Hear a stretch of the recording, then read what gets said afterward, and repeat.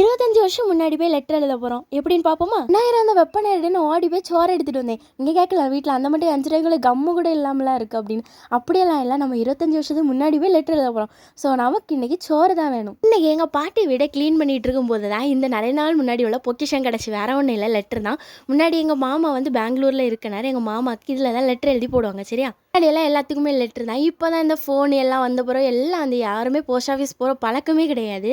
விட க்ளீன் பண்ணிட்டு இருக்க நேரம் தான் இந்த லெட்டரை பார்த்தோன்னா குடுகுடுன்னு எங்கள் அம்மா தூக்கிட்டு வந்துட்டாவ. ஏதோ உனக்கு எப்படி ஒட்டணும்னு சொல்லி தரேன்னு எங்கள் அம்மா தான் ஃபஸ்ட்டு இருந்து ஓனாக ஒட்டினாவ.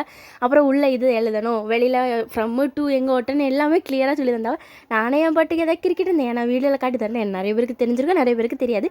தெரியாதவங்க கண்டிப்பாக பார்த்துக்கோங்க. சரியா? ஃபஸ்ட் டைம் இதை இப்போ தான் பார்க்குறீங்கன்னா கண்டிப்பாக சப்ஸ்கிரைப் பண்ணுங்கள். முன்னாலெல்லாம் ஏதாவது யாருக்காவது லெட்டர் போட்டுட்டு அப்புறம் அவங்க திரும்ப பதில் லெட்டர் வரது வரைக்கும் அவ்வளோ ஆவலாக காத்துட்ருப்போம்னு எங்கள் அம்மா சொல்லுவாங்க. அதெல்லாம் ஒரு அழகின் இலக்காலம் தான். கண்டிப்பாக உங்களுக்கும் ஏதாவது டைம் கிடச்சுன்னா கண்டிப்பாக நீங்களும் இதை மாதிரி பிள்ளைங்களை கூப்பிட்டு போய் போஸ்ட் ஆஃபீஸில் போய் லெட்டர் போடுறது எப்படின்னு சொல்லி கொடுங்க. ஓகேவா? நம்ம சேனலில் இப்போ தான் ஃபஸ்ட் டைம் பார்க்குறீங்க, லைக் பண்ணி ஷேர் பண்ணி சப்ஸ்கிரைப் பண்ணுங்கள். இன்னொரு வீடியோவில் பார்க்கலாம். டாடா.